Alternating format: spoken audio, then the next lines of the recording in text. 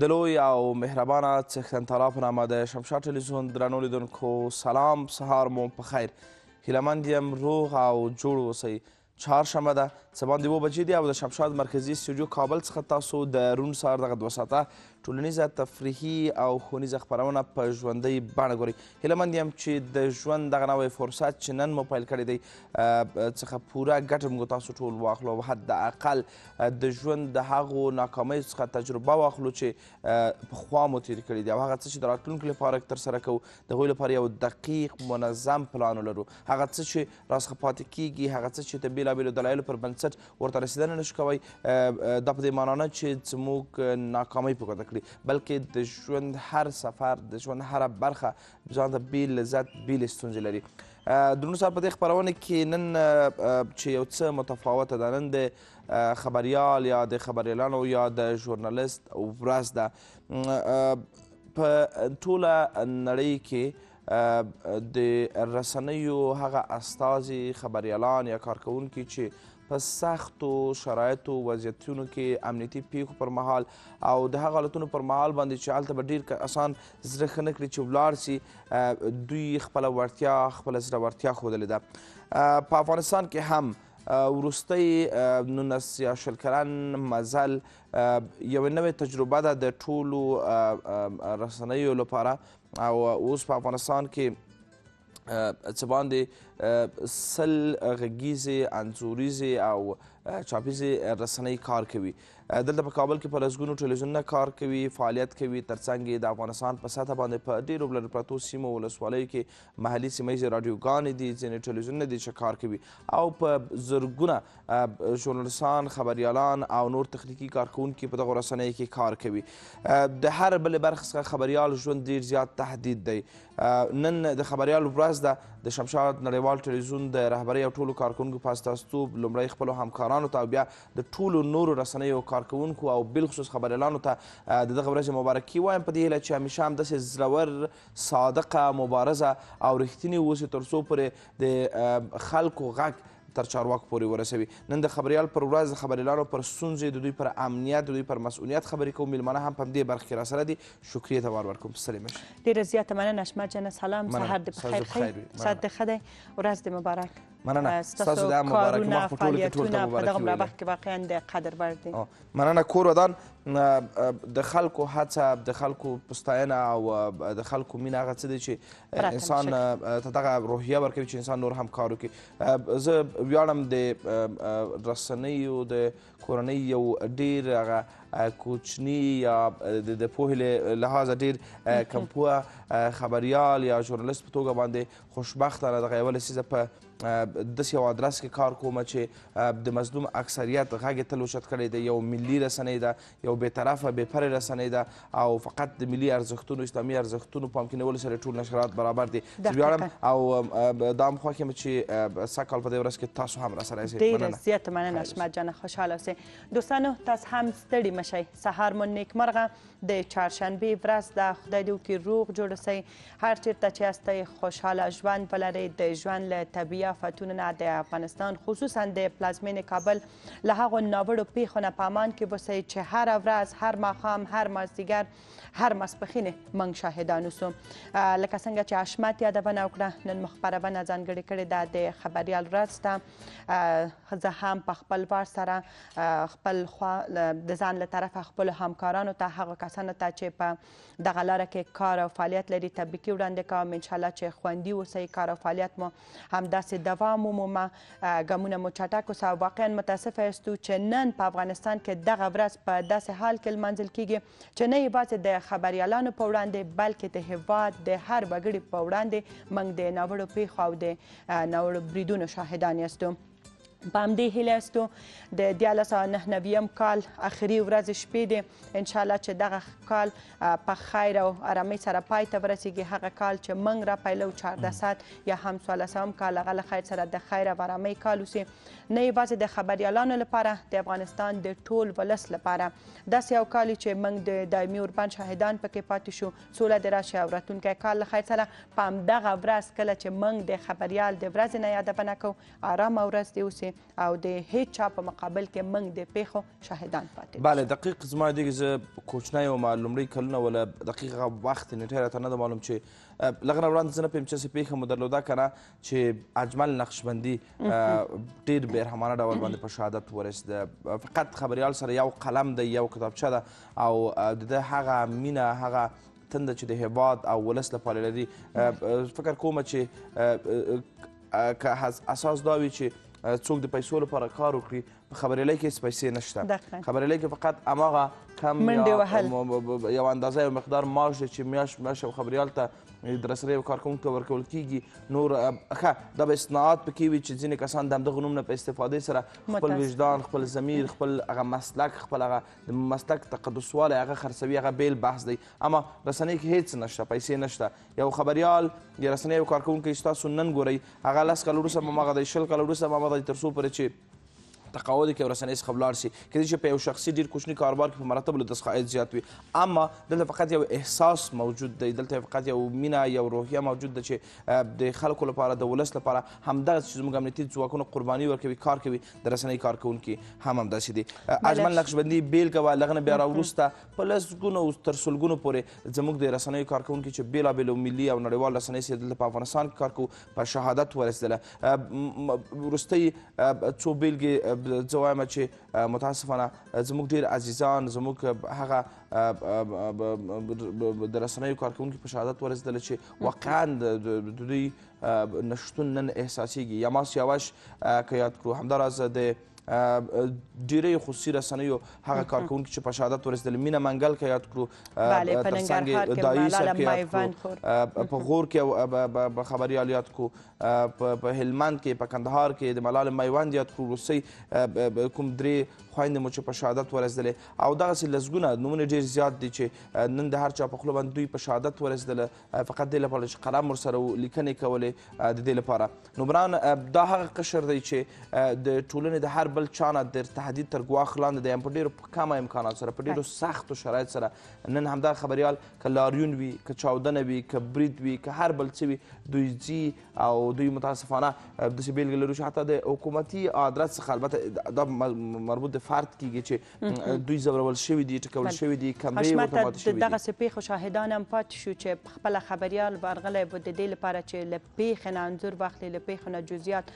ولس ته وړاندې کړي خو متاسفانه چې خپله هم د همدغې پیښې ښکار شو او خپل ژوند یې وبایله ما مخکې هم یادونه وکړه بیا هم وایم واقعا متاسفه یاستو چې په داسې یو وضعیت کې د دغې ورځې نه یادونه کوو چې نه یوازې دا چې د خبریال هغه کار او فعالیتونو ته ارزښت نه ورکول کېږي حال دا چې دی خپله داسې یو کس دی چې د مظلوم ولس د غږ د پورته کولو لپاره راپورته شوی دی کار او فعالیت کوي پر چارواکو باندې نیوکې کېږي د ولس له ادرس او د ولس ستونزې تر چارواکو پورې رسوي خو په خواشینۍ سره په هغه اندازه چې باید ده ته توجه وشي د ده دغه کار او فعالیت ته توجه وشي ورته ارزښت ورکړل شي ارزښت ورته نه ورکول کېږي حتی په ځینو سیمو کې اکثرا بیرته ځینې ستونزې د ولس لخوا هم دوی ته جوړېږي اوس دلته په څو ادرسونو غږ کوو زه شکریا دی او رسنۍ د کارکوونکي په توګه او همداراز هر بل څوک همدغه بهیله همدغه بېغوښتنې وي اول دا چې نه باید د خبریال او د رسنۍ د کارکوونکي له ژوند سره لوبې وشي که هغه کله داسې وي دوی تهدید سي دوی تر ګواښ لاندې راسي دوی ووهل سي دوی کمره ماته شي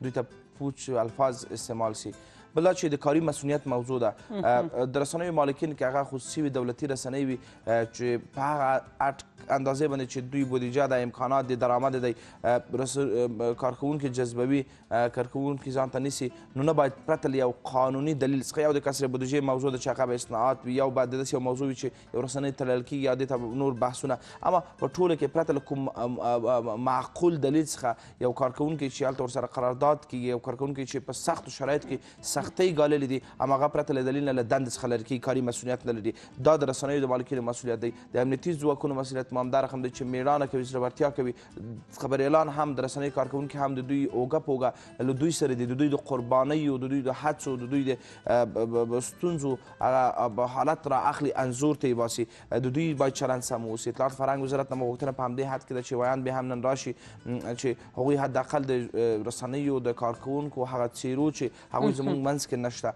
هغه څیرې چې اوس زاړه شوي دي عمرونه پاخه شوي دي په کورونو کې ناست دي د هغوی ژوند ته توجه وکړي دې ته ورته هر یو په ټوله کې د حکومت څخه مو غوښتنه دا ده چې د دغه قشر د دغه مظلومه قشر ځکه ورته ویلی شو چې دوی هره ورځ قرباني ورکوي د امنیتي ځواکونو په څېر د دوی ژوند ته د دوی ستونزو ته د دوی مشکلات ته پر وخت رسېدنه وکړي. بله او خوشبختانه چې داسې بنسټونه هم شته دي چې د حکومت له ادرس نه پرته چې دوی همیشه یادونه کوي له دې نه چې موږ د خبریالانو ملاتړ کوونکي یاستو، موږ له خبریالانو سره ولاړ یاستو او موږ د دوی له حقوقو نه دفاع کوو. خو په خواشینۍ سره کله چې یوه پیښه رامنځته کېږي، کله چې یو خبریال له ستونزو سره مخامخ کېږي، تر ننه پورې موږ بیا داسې یوه قضیه پیدا نه کړه چې د هغې قضیې لپاره یا د حل لارې پیدا شوي اوسي یا هغه عوامل معلوم شوي چې دغه کس ولې له دغسې شانې یو پیښې سره مخامخ شو. حشمته که اولادونه پرېږدو، دلته خپله په مرکز کې موږ له ډېرو پیښو سره مخامخ شو. تاسو د کوم یوې قضیې جزئیات ترلاسه کړل چې دغه کس ولې له دغسې ستونزو سره مخامخ شو؟ متاسفانه تر اوسه پورې نه. دلته په کابل په نورو ولایتونو کې تر اوسه پورې یعنې څرک هم ښکاره نه شو چې څوک او ولې په کومه ګناه باندې. بله، فقط دوغومره خبره کېږي چې دښمن نامعلومه دی، جزئیات په دغه برخه کې نشته. نو دغه د نامعلومه دښمن خبره نور هم هغه کسانو ته په زمینه سازي کوي چې هغوی غواړي له دغسې فرصتونو نه ګټه واخلي. بله، موږ یو د امنیتي مسؤلینو وخت نه وخت کله چې خبرې اورو، بیا د ملي امنیت رئیس صاحب او امیر رئیس صاحب بیا دا ځینې موارد وایي چې دغه کار دغه ډلې په فلاني کال کې کړی و او دغه ډله داسې تصمیم لري. نو دا خو یو خبر په شکل باندې معلومات شو. نو موږ به دا څه وکړو، باید موږ ته اجراات وسي. تر څنګ له نن څخه څو کاله وړاندې کله چې پر شمشاد باندې وسلوال برید وشو، تر ننه پورې څرک ونه لګېده چې دا برید ولې چا کړی دی، څه لپاره یې کړی دی، ولې دلته همدا شمشاد ته زموږ همکارانو ته او زموږ دغه رسنۍ ته مالي و ذهني زیانونه واوښته. شهید نقیب څخه یادونه کوو چې همدغلته هغه څوک و چې کله د رسنیو یادونه کوي د خبریال، دوی هم زموږ یو برخه ده. دا مهمه نه ده چې څوک په سکرین باندې وي، دا مهمه نه ده چې څوک حتما مایک په لاس وي خبرې کوي. د ځان د ساتلو او د خوندي ساتلو لپاره دوی هم بالکل زموږ په ټوله برخو کې که هغه کمرامین دی، که هغه ساوندمین دی، که هغه پینل ډایرکټر دی، که هغه زموږ ګارد دی، که هغه زموږ آشپز دی، نه تنها هلته هر بل چیرې دوی د رسنیو کارکوونکي بلکې دوی دغه د غږ په اوچتولو د دغه مقدس مسلک پر مخ بیولو کې زموږ سره اوږه راکوي. بنان دلته هغه شهید څو وروسته له دې نه کله چې یو پیښه دلته نږدې پل محمد خان سره وسوله، همدغسې زموږ یو بل ګارد په شهادت ورسېده. زموږ همکاران، زموږ همکار کمال افغان، دا په یو برید کې چې په یو غونډه کې وشو، یعنې تر میاشتو پورې ټپي و، مکمل مخ لاسونه یې سوځېدلي وو. دلته زموږ همکار سالمن نور محمد نور، دا په هغه برید کې شمشاد باندې وشو، دا زخمي شو اما ډېر ژر بېرته خپلې وظیفې ته راوګرځېده. یعنې داسې لسګونه بېلګې موږ د خپل ادرس نه وایو، نور رسنۍ کې دغسې ورته. خو بران تر ننه پورې معلوم نه شو چې دا برید ولې چا وکړ. هغه نسبي امکانات هم کله چې د امنیتي اداراتو څخه یو څو ورځې لږ زره موټر و هغه ورک کړل شو، هغه هم ډېر ژر په ډېر شدت سره موږ ویلې چې کله چې زورواکو چارواکو وکیل صاحب رهبر صاحب ته لسګونه رنجرې موټرې پیکا او راکټ نور څه ورکول کېږي چې هېڅ مسؤلیت هم معلوم نه دی. خو دلته چې یو ادرس غږ اوچتوي، دلته یو ادرس چې هغه بېپرې توګه باندې یو دغه وضعیت انعکاس ورکوي، کله لاسته راوړنې، کله ستونزې، کله مشکلات، اما دلته بیا 15 ورځو لپاره یو 15 سرتیري هم نه ورکول کېږي. نو دا ګیلې دي چې راځي د خبریال په دې ورځ باندې زه په دې باندې ډاډمن یم چې مظلومه خبریال په افغانستان کې دی، مظلوم کوم هغه مظلومه چې هغه حق هم تلف شوی دی، دغه پر وړاندې تاوتریخوالی هم شوی دی، دا خبریال په افغانستان کې دی. خو د ده سون سره سره باور وکړئ داسې ادرسونه موږ لرو، داسې رسنۍ کارکوونکي چې تر میاشتو پورې دوی معاشات مثال نه دي اخیستي کوم وخت د هرې ستونزې له وجې، اما دوی بیا هم په مبارزه کړې ده، په شجاعت په زړورتیا سره یې کار کړی دی. له معاش نه د یادونه کړه خبره دې قطع کوم. همدا اوس داسې رسنۍ موږ لرو چې عملا نشراتي فعالیت شته، کار فعالیت لري، کارکوونکي خبریالان ګرځي راګرځي، ورته کار فعالیت کوي، خپرونې ورته جوړوي په سختو شرایطو کې. خو حتی تر 15-16 میاشتو پورې هم د دوی هغه مزد چې باید دوی ته ورکړل شي نه دی ورکړل شوی. نو موږ وایو چې که په حداقل د دغه زمینه سازي نشي کولی چې خپل کارکوونکي ته معاش ورکړي، نو ته په کوم وجدان سره ګرځې، ته په کوم وجدان تا یو غټ لوګو لګولی، نشراتي فعالیت هم لري، یادونه هم کوي چې موږ رسنۍ لرو، موږ کار فعالیت کوو، موږ د خلکو غږ اوچت کوو. واقعا متاسفه یاستو دغه وضعیت ته ځای لري چې د جنت فردوس غوښتنه وکړو هغه کسان ته د پاک الله جل جلاله د دربار نه چې په همدغه مقدسه لاره کې خپل ژوند بایلوي، هغه کسان چې اوس هم له سختو حالات او شرایطو سره لاس او ګریوان دي، خدای دې وکړي چې دغه ستونزې هم په خیر او ارامۍ سره پای ته ورسیږي. هغه کسان چې همدا اوس کار او فعالیت کوي په دغه برخه کې ورته بریاوې غواړو، انشاءالله چې مبارزه به کوو او تسلیمیږو به هم نه. فرصت محدود دی د پسرلي د لومړۍ ورځ لپاره شنبې به انشاءالله د پسرلي یا د نوي کال لومړۍ ورځ وي. راځئ چې متحد اوسو، ژمن اوسو، اول د خپل کورنۍ سره، بیا د خپل ګاونډیو سره، بیا د خپل مسلک او کاروبار سره، او بیا هم د خپل هیواد سره. باور وکړئ یو څه چې زه وایم خیر دا مرتبط دی که چیرې یو خبریال کار کوي د خپل مسلک سره، د خپل هنر سره، چې د خپل هغه دندې او دفتر سره مینه شوق لري، زه مطمئن یم چې دا به ډېر ښه یو وضعیت شایدان اوسي. که چیرې یو ټکسي چلوونکی په خپل هغه ټکسي کاروبار کې صادق اوسي، مثلا نه داسې 100 روپۍ کرایې ماښام 50 کې، که چیرې یو قصاب په خپل قصابي کې صادق اوسي، مستري په خپل مستریتوب کې، که چیرې یو کاریګر او نجار او ګلکار په خپل مسلک کې، زه مطمئن یم چې هېواد د پرمختګ لور ته ځي. بله، او حشمت د دغې خبرې نه هم باید یادونه وکړو کله چې موږ وایو د خبریال ورځ، کله چې موږ وایو د استادانو ورځ یا هم د ماشوم نړیواله ورځ، نو دغه موضوع نه هدف دا نه دی چې موږ هغه څه چې غواړو هغه همیشه مادیات اوسي. راځئ دغه د معنویاتو برخې ته هم توجه وکړو. څو ورځې مخکې حشمته یو د کالیو پلورنځیو دغه کوم سوپرمارکیټونه یا پلازاوې چې ورته وایي دلته زه تللی یم، له یوې خصوصي رسنۍ نه یې خبریال راغلی وه، هغه څوک چې په همدغه برخه کې کار او فعالیت کوي. زه دې خبرې نه د دې لپاره یادونه کوم چې تقریبا 20 کاله شو که موږ د دغې 20 کلنې وروستۍ لاسته راوړنو نه یادونه کوو، رسنۍ یې به بیلګه ده. رسنۍ یې به بیلګه ده چې په دغه وروستیو کې دوی کار او فعالیت کوي. خلک له هر څه سره بلد شوي، تلویزیون پیژني، میډیا پیژني، رادیو پیژني، هغه مجازي رسنۍ پیژني، کمره او له هر څه سره بلدتیا موندلې. خو نه پوهېږم بیا هم چې یو څوک د خبریال په صفت یا هم د یوې رسنۍ د کارکوونکي په صفت یو چیرته ځي، غواړي د همدغه خلکو د ستونزو او د مشکلاتو د انځورولو لپاره له دوی سره خبرې اترې وکړي. وګوري شاوخوا حشمته ټول کسان راټول شوي اوسي، ولاړ اوسي. نو زه نه پوهېږم چې دغه کوم وضعیت دی. آیا تاسو دغه کس هېڅکله په رسنۍ کې نه ده لیدلی؟ تاسو کمره نه پېژنئ؟ دغه کس له کوم بل هېواد نه راغلی میلمانه ده؟ نو کله کله په دغه برخو کې هم په ښار او بازار کې دوی له ستونزو سره مخامخ کېږي، لکه څنګه چې مخکې تا یادونه وکړه چې دوی وهل شوي، ډبول شوي دي. نو انشاءالله چې دغه موضوعات هم جدي ونیول شي. کله چې دوی وځي ښار او بازار ته، غواړي ستاسو غږ اوچت کړي، نو لطفا هغه بد چلند مه کوئ، اجازه ورکوئ چې دوی خپل هغه کار او فعالیت هغه څه چې غواړي په ارامۍ ترسره کړي. بلکل. بیا هم د دې ورځې مبارکي ټولو ته وایم، فقط ډېر لنډ دومره وایم چې فقط ډېر کوچنۍ مینه، ډېر یو کوچنۍ سم برخورد انسان ته ډېر روحیه ورکوي. زه مثلا یو بېلګه وایم، هغه ورځ زه بانک ته لاړم د معاش اخیستلو لپاره.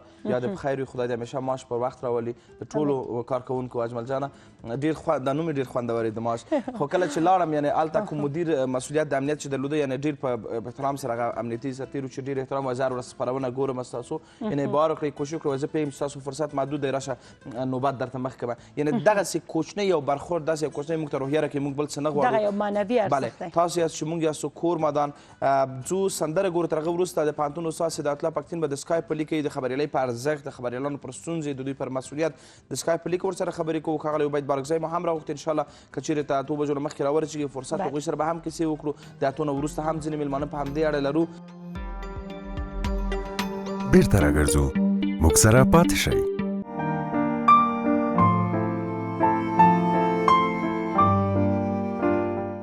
سهار مو په خیر. نن چهارشنبه د هود د میاشتې 28مه د خبریالانو د ملي ورځې سره برابره ده. موږ هم خپرونه نن د خبریالانو پر ستونزو، د خبریالۍ پر ارزښت چې دوی په ټولنه کې وسیږي، د ولس غږ اوچتوي، همدغه موضوعاتو ته ځانګړې کړې ده. د خپرونې په لومړۍ برخه کې قدرمن استاد هدایت الله پښتین د سکایپ له لارې له موږ سره دی. پښتین صاحب، که زموږ غږ لرئ، سهار مو په خیر.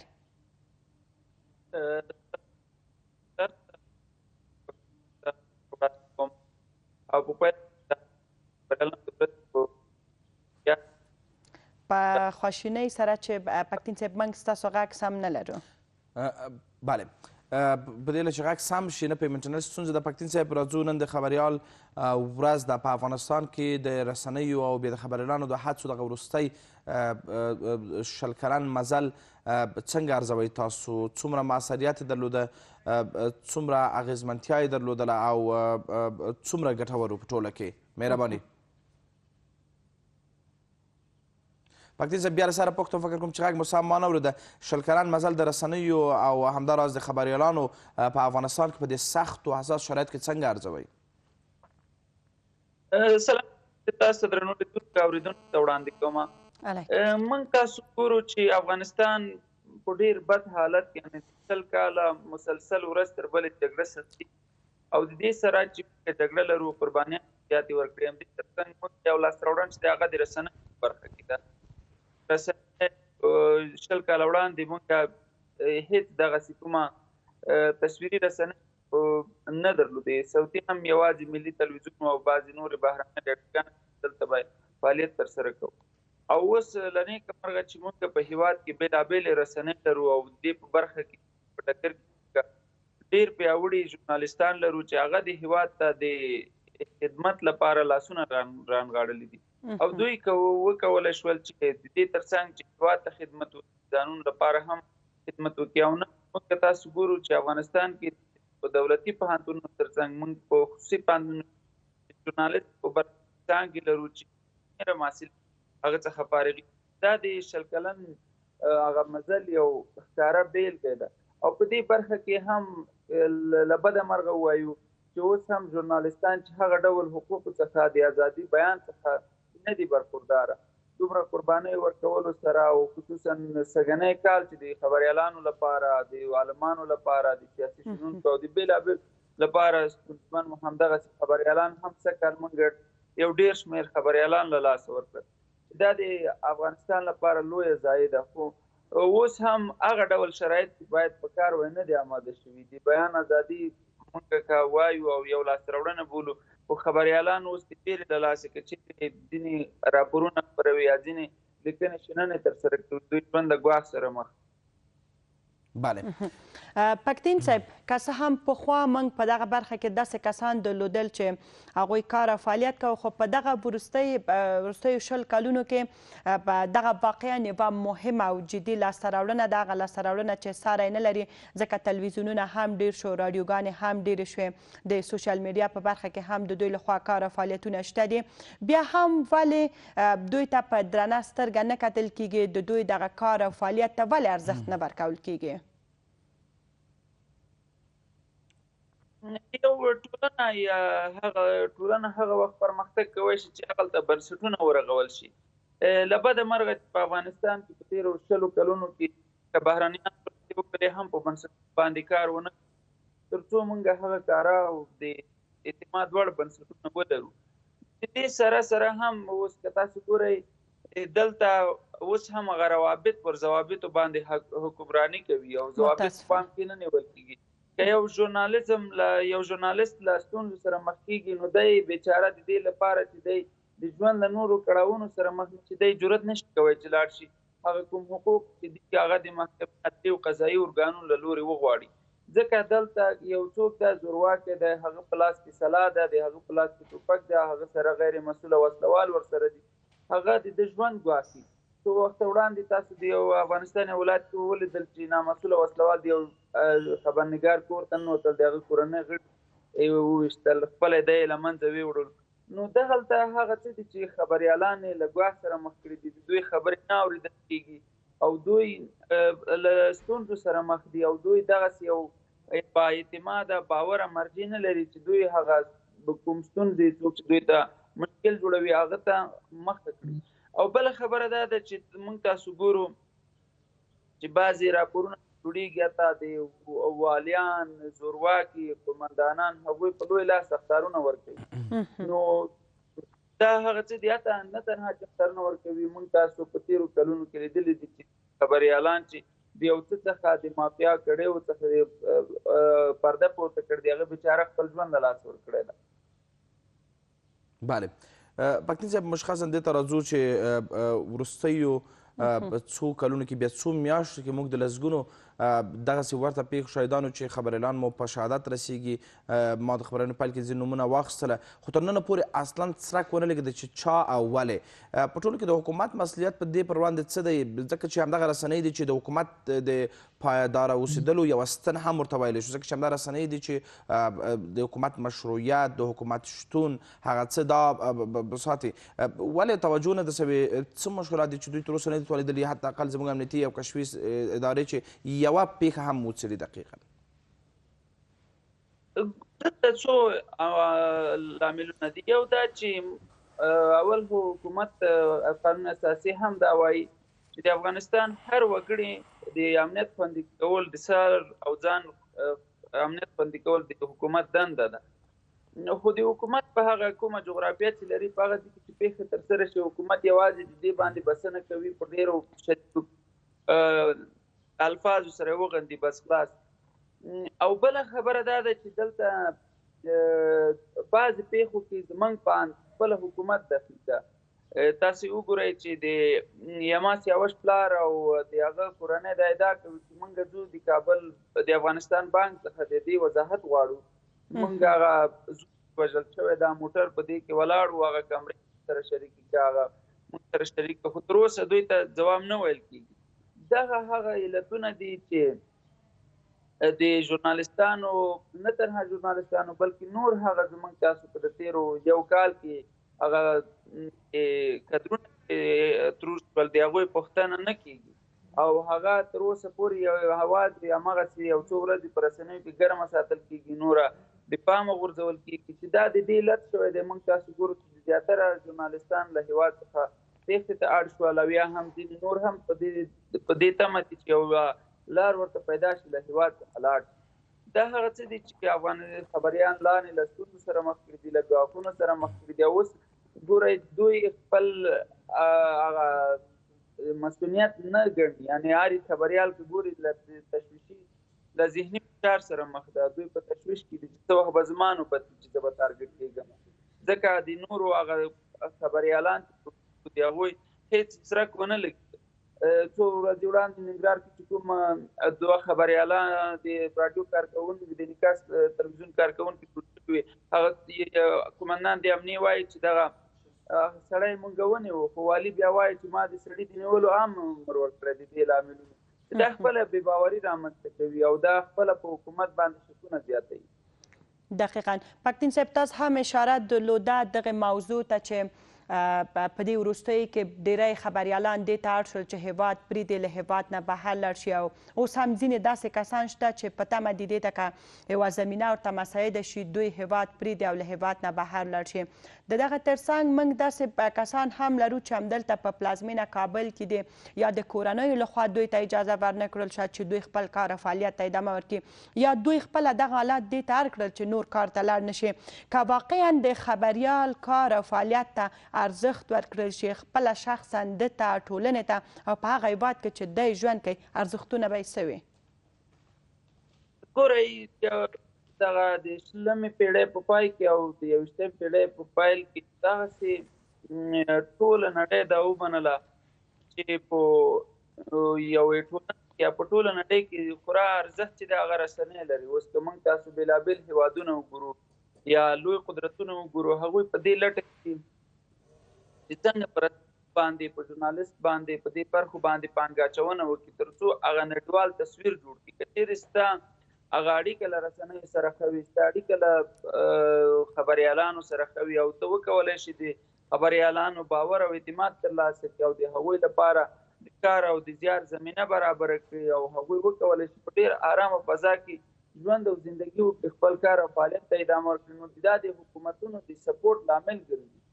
دا تصویر په رسنۍ کې یو ښه تصویر جوړ او که چېرې دغه رسنیو ته پاملرنه ونه شي، رسنۍ همدغسې له پامه وغورځول شي، دا د دې لامل کېږي چې حکومتونه له سقوط او ګواښ سره مخ دي. چې اوس د بدمرغه زموږ د حکومت یو علت همدا ده چې دوی هغه رسنیو سره، میډیا سره خپل اړیکې شلولې دي او دوی اتکا یوازې په سوشل میډیا باندې ده، او چې همغه علت شوی ده چې نن حکومت هم په داخلي او هم په نړیواله سطحه له خورا ګواښونو سره مخ ده.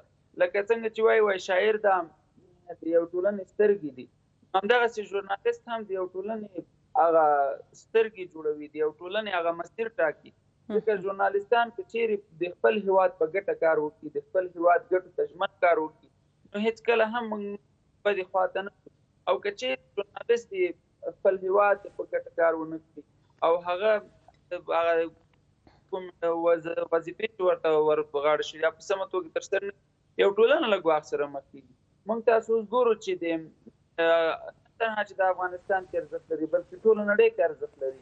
د ډونالډ ټرمپ د ناکامېدو یوازینی علت دا هم و چې د له رسنیو سره ښې اړیکې نه پاللې، د هڅه کوله هر وخت به یې رسنۍ تورنولې، چې همغه علت شو چې هغه سړی د امریکا انتخابات وبایلي. نو د رسنیو ارزښت هېڅ څوک هم له پامه نشي غورځولی، د ژورنالستانو ارزښت هېڅ څوک هم له پامه نشي غورځولی. بله په وروستۍ کې فقط همدا اوسه چې مخکې مو اشاره ورته وکړه چې په همدې شکل دوام وکړي، مثلا د رسنیو د کارکوونکو هدف ګرځول. موږ په وروستیو 2-3 میاشتو کې لسګونه داسې پیښې درلودلې، حتی دوی په کورونو باندې بریدونه وشول او تر څنګ یې خپله ځینې نورو ادرسونو خوا پر دوی باندې تاوتریخوالی. نو دا به کومې ستونزې را پیدا کړي او حداقل د رسنیو او د خبریالانو کارونه به ټکني نه کړي؟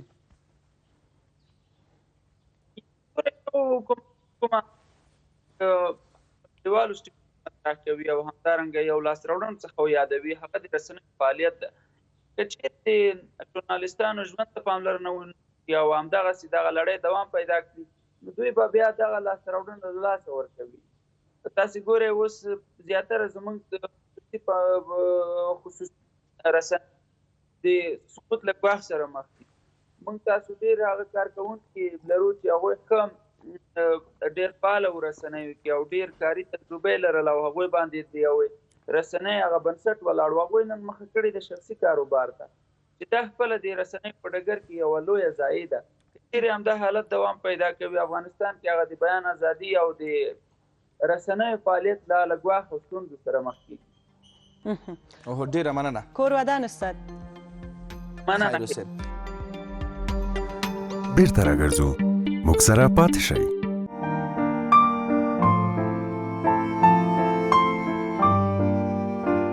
ښه راغلاست، سهار مو په خیر. چهارشنبه ده، تاسو روڼ سهار خپرونه ګورئ. د خبریال ورځ ده، بیا هم د زړه کومې ټولو ته مبارکي وایم په دې هیله چې دغه ستونزې، مشکلات، د کاري مسؤلیت نشتون، د امنیت نشتون او دې ته ورته ځینې نور د تاوتریخوالي پیښې چې د خبریالانو پر وړاندې دي، دې ته د پای ټکی کېښودل شي. د هغه څه چې د حکومت پورې اړوندېږي دوی توجه وکړي. د وسلوال مخالفینو نه غوښتنه دا ده چې موږ هېڅ چا سره کار نه لرو، په بېپرې توګه باندې هغه څه چې حقایق دي هغه را اخلو. همدغه خبریالان دي چې د جګړې لومړیو کرښو ته ځي، همدغه خبریالان دي کله چې که برید کېږي، که چېرې هوایي بمبارۍ کېږي، که چېرې د هر ادرس څخه د هر چا حق تلف کېږي، همدغه خبریال په لومړۍ کرښې ورته ولاړ وي تر څو د هغې انعکاس ورکړي. موږ د هېڅ چا پورې اړوند نه یو. بران لطفا د خبریالانو ژوند ته باید پام وسي، توجه وسي او د ټولنې د نورو اقشار څخه غوښتنه دا ده همدا رقم چې مینه یې ورکړې ده په د وروستیو 20 کلونو کې ملاتړ یې کړی دی، د خبریال د ژورنالست څخه ملاتړ او حمایت وکړي. بله، یو چا ویل وایي تاسو په دې وروستیو کې ځکه له داسې بریدونو او هدفي وژنو سره مخامخ یاستئ چې دوی نه غواړي تاسو هغه غږ چې د ولسو چاته به هغه ستونزې چې تر چارواکو رسوي نور دغه کار ترسره نه شي. نو مالدا خو د ولس حق دی هغه څه چې دوی غواړي هغه تر چارواکو پورې ورسیږي او د چارواکو هم دغه مسؤلیت دی چې د ولس ستونزو ته توجه وکړي او حداقل د دوی ستونزې واوري، ځکه دوی مخکې له هغې نه چې هغه د خدمت کولو لپاره قسم خوري یادونه کوي که موږ یو چوکۍ ته ځو نو د خلکو د خدمت د کولو لپاره ځو، نو طبعا دغه یوه وسیله غواړي چې هغه هم رسنۍ دي، هم د رسنیو کارکوونکي دي او هم خبریالان دي چې د دوی غږ ورسوي تر څو دوی پوه شي چې ولس له څه ستونزو سره مخ دی. بیرته راګرځو، موږ سره پاتې شئ.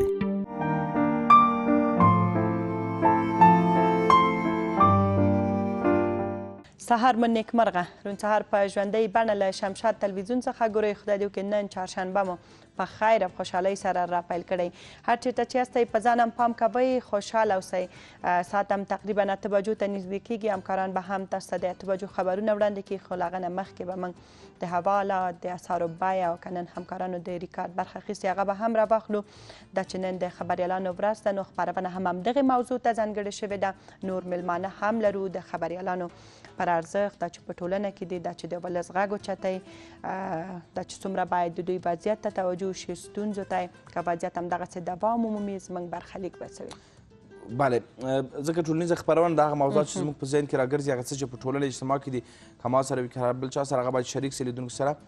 فقط 3 موضوعات دي. یو دا چې شنبه په ورځ د حمل د میاشتې لومړۍ نیټه ده پسرلی نوروز یا نوی کال دی او موږ هیله مند یو چې دغه 1400 کال یا 1400 کال د سولې آرامۍ سوکالۍ کال واوسي او یو کال واوسي چې هم کروندګر پکې ګټه وکړي هم زموږ سوداګر پکې ګټه وکړي هم عام خلک مو پکې ارام او خوشحاله واوسي هم حکومت پرمختګونه وکړو بلکل هم د سولې شاهدان اوسو دعا به همدې ته کوو نو آمادګۍ تیاری ورته نیول سوي دي زموږ روڼ سهار خپرونه به هم ځانګړې وي زموږ همکارانو ډېر ښکلي او په زړه پورې کنسرتونه ثبت کړي دي ځانګړې خپرونې به وي ډېری خپرونې مو ځانګړې دي په دغسې سختو حالتونو په دغسې دردمندو حالتونو کې حداقل چې د دغه حده پورې مهر یو موږ تاسو هڅه د خوشحالۍ او سوکالۍ لپاره وکړو ښه به وي بله موضوع ده چې روژه را روانه ده په خیر سره د حمل په 24 یا 15 به روژه وي مبارکه میاشت ده د فیضاتو برکتونو رحمتونو میاشت ده سال اوس نه تصمیم ونیسئ چې یوازې نیک کارونه روژې ته مه پرېږدئ همدا اوس هم وخت دی سل همدا اوس نه هغه کسان چې اقتصادي وضعیت مو ښه دی لاسنیوی وکړئ دغه کسانو چې واقعا تاسو ته اړتیا لري بس تقریبا یوه میاشت فکر کوي چې روژې لا کمه یوې میاشت نه هم کم فرصت پاتې ډېر ژر رارسېږي نو په دې هیله چې دغه بیا ورپسې اختر دی ژوند دی همدا څپې د روژه راځي اختر راځي نوی کال راځي خو زموږ تاسو عمر تېرېږي نو خیر په هر صورت هر څه چې وي خیر دې پکې وي اوس هم د ریکارډ ویډیو ګورو چې همکارانو مو کومه ویډیو راخیستې بله وبګورو دا په زړه پورې جالبه ویډیو ده چې زموږ همکارانو راخیستې ده البته چې د اوبو لاندې دغه میرمن ګورئ چې دوی ځغلي یعنې منډه ترسره کوي دا ډېر ستونزمن حالت دی هلته نور کسان او دغه میرمن هم ده چې په دغه برخې کې کار ساتلی په اوبو کې منډه لومړی ځل ګورم او هغه هم په داسې منظم ډول سره چې 1.6 متره دغه میرمن د اوبو لاندې ځغلي یا منډه وهي جالبه ده شمته زه نه پوهېږم چې دغه کسان څنګه دغه موضوعات ته فرصت پیدا کوي خو یوه خبره ده دا چې ارامه اوسئ اشمته ذهن دې ارامه وي په هغسې ټولنه کې ژوند وکړي چې د پیښې شاهد پاتې نه شي د ناوړو بریدونو شاهدان پاتې نه شي ارامه اوسئ نو بیا هغه موضوعات ته د فکر کېږي چې هم د ځان لپاره د ګټور وي هم دا چې په دغسې ریکارډونه ثبتوي او د نور لپاره جالب تمامېږي ګټور تمامېږي نو دوی ورته فرصت بلکل خو د په افغانستان کې ټول په دې فکر څه وخت معاش راځي په دې فکر باندې چې ودرېد چې اوس کوم ورځ غیر حاضر شوی یم کسر معاش نه یم په دې فکر کې وي چې نن دغه کراچۍ چلوم کاروبار چې کوم ټرافیک پولیس ته به څومره پیسې ورکوم بله که له دې سیمې نه بل سیمې ته ځي وایي چې په خدای نخواسته چاودنه ونه شي زه مې خپل ژوند له لاسه ورنکړم نو دغه موضوعات واقعا ټول په دې جنجالو کې یو هغه ډېرو لومړنیو او داسې ورځې ته په تمه یو چې دغه پیښې پای ته ورسېږي ارامه اوسو راحته اوسو بله که موږ ته زمینې به راشي دا خو په اوبو کې منډه ده په هوا کې منډه کوو موږ افغانان دومره استعداد لرو خو چې اوس وضعیت ښه وي اجمل جانه د چې د هوا حالات ګورو دا چې په کابل او نور ولایتونو کې په راتلونکو 4 ساعتونو کې د هوا حالاتو وړاندوینه په څه ډول ده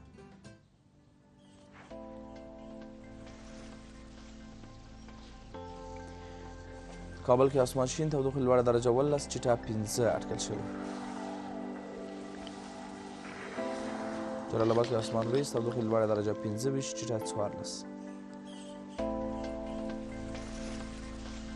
کندهار کې اسمان شین تودوخه لوړه درجه 20 چټه 10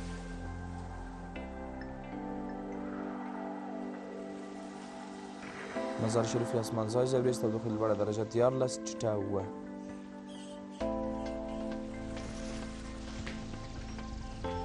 هرات کې اسمان ځای ځای ریز تودوخه لوړه درجه 21 چټه 7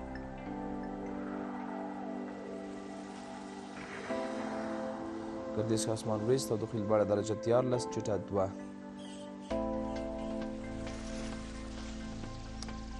کندوز اسمان ریز تودوخه لوړه درجه 15 چټه 7 اټکل شوې او په فیض آباد کې اسمان ریز تودوخه لوړه درجه 12 چټه 7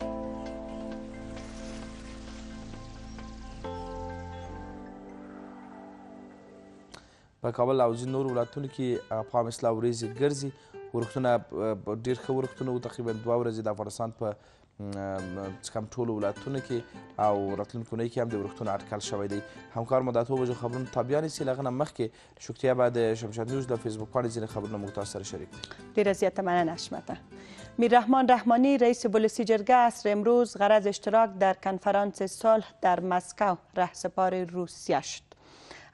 دغه کنفرانس به نن را پیل شي انشاءالله چې ګټورې پایلې به لري د افغانستان لپاره که څه هم په دې وروستیو کې په هر هیواد کې په پلازمینه کابل کې هم موږ د سولې په تړاو د بېلابېلو ناستو او د کنفرانسونو شاهدانو خو هغه څه چې موږ ټولو ته مهمه ده هغه دا دی چې موږ باید د یوې مثبتې پایلې شاهد پاتې شو هغه څه چې زموږ او تاسو لپاره ګټور اوسي. سرچینې د بلخ د پخواني والي عطا محمد نور او صلاح الدین رباني تر مشرۍ لاندې د جمعیت اسلامي ګوند د دوو جلا جلا ډلو ترمنځ اختلافات زیات شوي دي. دغه موضوعات شته دوی کله سره راټول شي راخپل شي بیا په بېلابېلو موضوعاتو باندې خبرې اترې کوي بیا کله کله داسې خبرونه او ریپورټونه هم تر موږ رارسیږي چې د دوی ترمنځ اختلافات رامنځته شوي دي خو هغه څه چې په دغه شرایطو کې مهم دی هغه دا دی چې دوی سره لاس ورکړي یو موټی د شي او حداقل د افغانستان د دغه وضعیت لپاره د مثبتې لارې چارې ولټوي. کابل پولیس وایي نن ماښام د پغمان ولسوالۍ او میدان وردګ ولایت ترمنځ د شاقدم سیمه کې دوه پولیس د طالبانو په برید کې وژل شوی دی.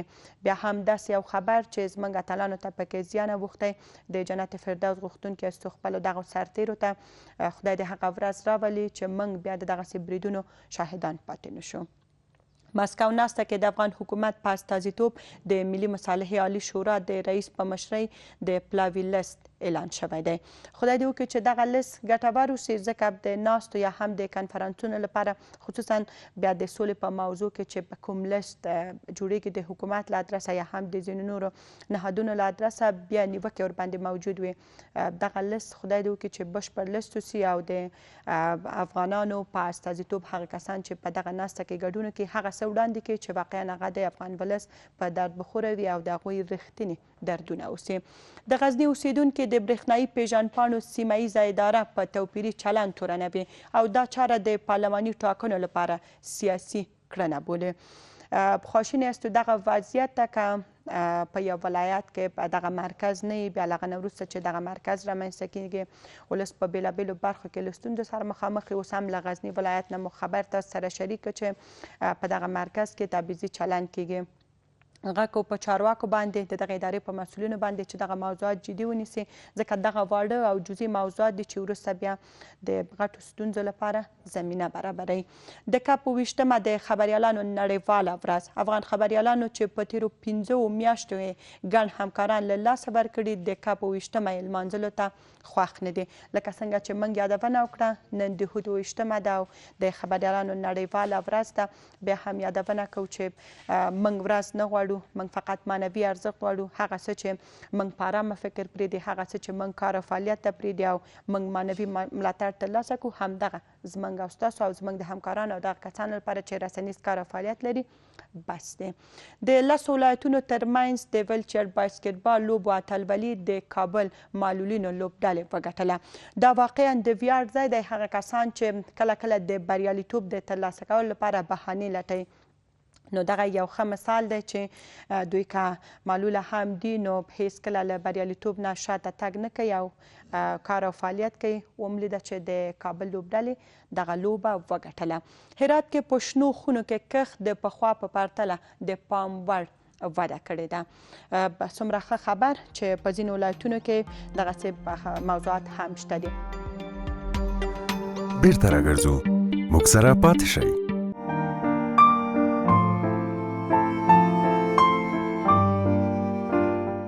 درنو لیدونکو د روڼ سهار په دې برخ کې ښاغلی خلیل جیهون چې اطلاعات د لاسرسي د کمیسیون د عامه اړیکو عامه پوهاوي مسؤلیت پر غاړه لري سټوډیو کې راسره دی او په ټوله کې اطلاعاتو ته د لاسرسي په برخه کې د خبریالانو کومې ستونزې چې دي په دې خبرې کوم متاسفانه په دې سربیره چې د ولسمشر دویم رسیال سرور دانش په مشرۍ هم د برخې لپاره کار وسو همداراز یو بل کمیسیون هم جوړ سو بار بار پرې خبرې هم سوي دي.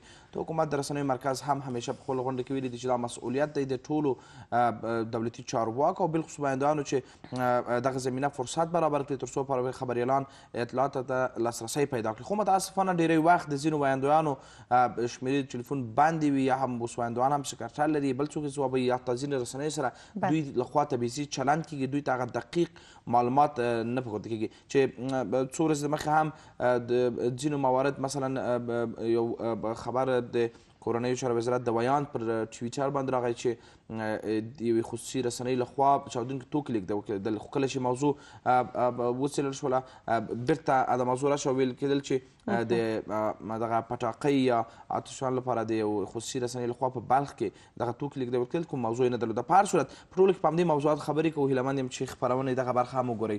جیهون صاحب صبح شما بخیر. جیهون صاحب خوش آمدید. تشکر، سلامت باشین. صبح شما بخیر و عرض سلام و ادب دارم خدمت شما و همه بینندگان محترمتان. ممنونتان. جیهون صاحب، آخرین آمار ارقام در مورد شکایت خبرنگارا و رسانه‌ها شما می داشته باشیم، بیشترین مشکل در کدام بخش است؟ شکایت بیشتر از کدام مورد وجود داره؟ خب اول اجازه بدین که من 27 هوت روز خبرنگار به تمام دوستان خبرنگار تبریک بگم و در ضمنش لازم میدانم که به روح تمام شهدای راه آزادی درود بفرستیم و تسلیت عرض بکنم به خانواده های معظمشان.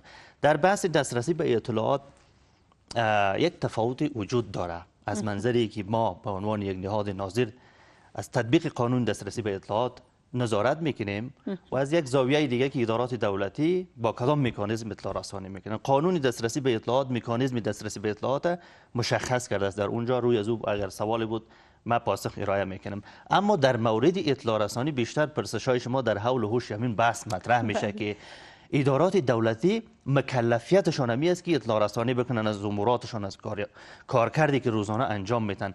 متاسفانه سخنگویان حکومتی یک بخش کارشون، ماهیت کارشون این است که اطلاع رسانی بکنن و از منظری که شما بیشتر به دسترسی به اطلاعات نگاه میکنین بحث مصاحبه است و صحبت با مقامات یا با سخنگویان ادارات دولتی هست. در این زمینه کاستی وجود داره.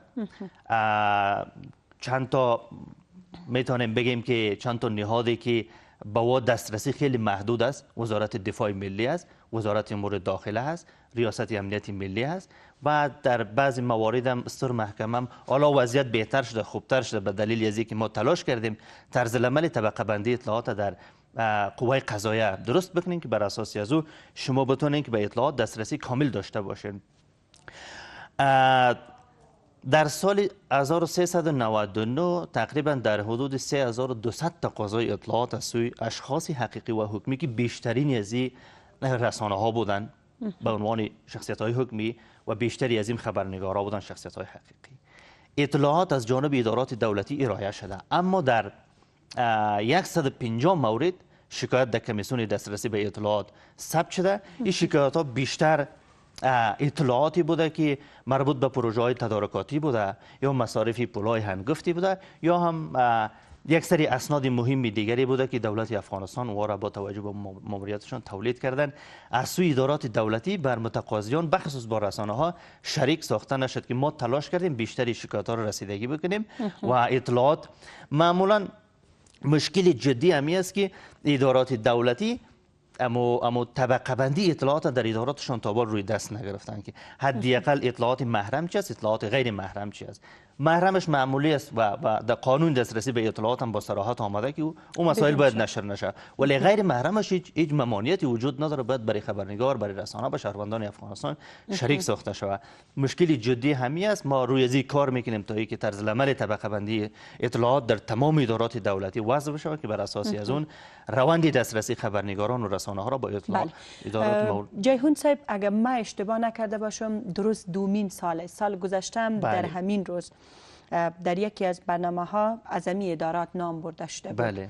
در جریان یک سال با این ادارات چی کار صورت گرفت که حداقل بتانن اطلاعات به وقت و به موقع به خبرنگارا و رسانه قرار بدن؟ از اینجا باید از دو منظر بحث صورت بگیره. یکی همون منظر اما از زاویه قانونی دسترسی به اطلاعات، چیزی که تقاضای اطلاعات شده از وزارت امور داخله و از وزارت دفاع.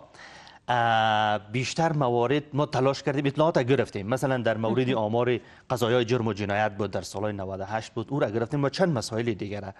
ولی به اون شکلی که باید سکتور امنیتی ما، البته یک باریکی وجود داره در اینجا که حساسیت کار در نهادهای امنیتی بیشتر است و اون اطلاعات باید تشخیص داده شود که در ممنوعیت ها هست یا نیست و با توجه به همین مسئله در 3 تا اداره بخصوص در 2 تا از وزارت دفاع و داخله محدودیت خیلی زیاد است و ما بارها کوشش کردیم، نشستیم با مقامات وزارت داخله داشتیم، با وزارت دفاع متاسفانه دسترسی ما کم است. با اونجا تلاش کردیم تا اینکه حداقل زمینه دسترسی با اطلاعات موجود در ادارات امنیتی را بیشتر تسهیل بکنیم، ولی تردیدی وجود ندارد که بحث گفتمان آزادی بیان و دسترسی به اطلاعات گفتمانی نیست که به کوتاه مدتی حل شود. موانع جدی فرارای این حق وجود داره، مقاومت های در برابر دسترسی به اطلاعات وجود داره. اراده قوی است، با نهادهای مدنی، نهادهای رسانه‌ای مشترکاً کار میکنیم تا اینکه موانع فراراه دسترسی به اطلاعات بخصوص در سکتور امنیتی وجود داره، این موانع برداشته شود. اما زمانگیر است، ما تلاش میکنیم ولی زمانگیر است. به این مفهوم هم نیست که این ادارات بدون جزایر قدرت ایجاد بکنن و قانون دسترسی به اطلاعات نادیده بگیرن. چنین چیزی نیست، ما مشترکاً کار میکنیم. ولی آن چیزی که مهم است و خواستیم از تمام دوستای خبرنگاری است که دسترسی به اطلاعات زمانی که از ما پرسان میشه مطابق به قانون دسترسی به اطلاعات شما از اون منظر باید اطلاعات تعریف شه و مکانیزم دسترسی به اطلاعات باید از او طریق بیشتر کوشش شود که به اطلاعات موجود در ادارات دولتی دسترسی پیدا بکنید. در مورد مصاحبه در قانون آمده مصاحبه یکی از مکلفیت‌های کلان ادارات دولتی هم است که باید از طریق سخنگویانشون اطلاع رسانی بکنه. ولی آن چیزی که در قانون دسترسی به اطلاعات آمده مسئول مرجع اطلاع رسانی معرفی کرده. میگه این مرجع مکلفیت داره که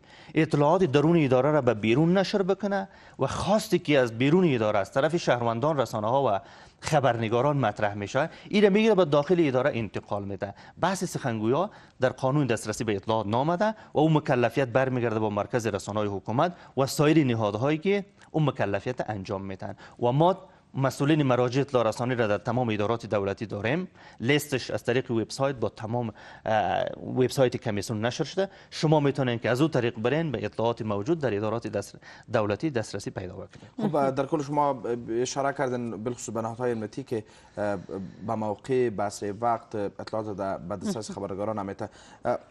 مشکل اساسی در اینجاست که بعض موارد حادثه اتفاق میفته، والی یک چیز میگه، قماندان امنیت چیز دیگه، سخنگوی والی دیگه چیز دیگه و در مرکز چیز دیگه گفته میشه. یعنی حداقل در بعضی ادارات اگر یا اول اطلاعات داده نمیشه، اگر اطلاعات هم داده میشه اطلاعات نادرست، چقدر میتونه مشکل ایجاد بکنه؟ بعض اطلاعات کاربستی امی واژه خیلی گسترده است از منظر کار رسانه‌ای، ولی زمانی که از منظر قانون دسترسی به اطلاعات شما نگاه بکنید اطلاعات تعریف کرده. میگه او سندی که در اداره دولتی او تولید شده باشه دارای تمام نشانه ها و علائم اداری باشه یا نمونه باشه، مدل باشه و یا به شکل تصویری و صوتی در اداره آرشیو شده باشه، اون اطلاعات است. در اون زمینه من مطمئن هستم شما اگر مطابق قانون دسترسی به اطلاعات پیش برین مشکلی ایجاد نمیشه.